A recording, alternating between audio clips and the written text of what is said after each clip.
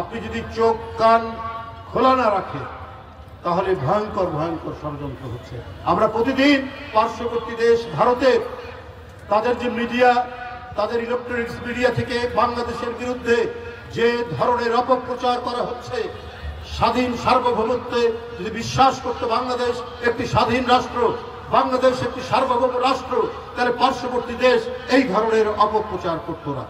আপনাদের যদি এতই মায়া হয়, ভারত সরকারকে বলি শেখ হাসিনার জন্য আপনাদের যদি প্রাণ ফেটে যায়, আপনাদের মনে হচ্ছে আপনারা শোকাভিভূত, আপনাদের খুব গভীর শোকের মধ্যে আচ্ছন্ন হয়ে আছেন শেখ হাসিনা কেন পালিয়ে গেল।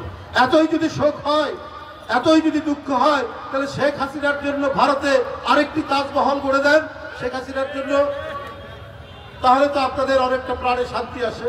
আপনারা আরেকটি তাজমহল ওখানে গড়ে তুলুন শেখ হাসিনার জন্য, কিন্তু বাংলাদেশের বিরুদ্ধে অপপ্রচার করবেন না।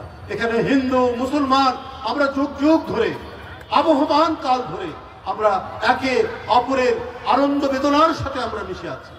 সেই জায়গাটিকে আপনারা নষ্ট করবেন না, কিন্তু আপনারা পরিকল্পিতভাবে আপনারা সেটি নষ্ট করছেন।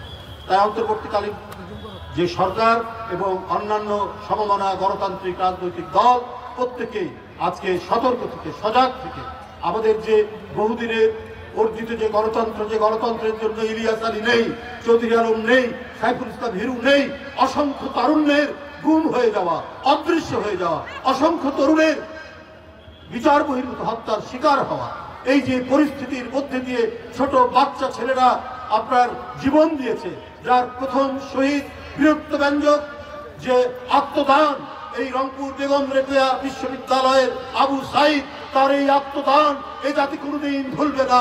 তার আত্মদানের মধ্যে দিয়ে গোটা বাংলাদেশের সেই শিশু বাচ্চা থেকে প্রাইমারি স্কুল থেকে বিশ্ববিদ্যালয়ের ছাত্ররা ঝাঁপিয়ে পড়েছিল, প্রায় 2000-এর মতো এই তারুণ্যকে তারা গুলি করে হত্যা করেছে।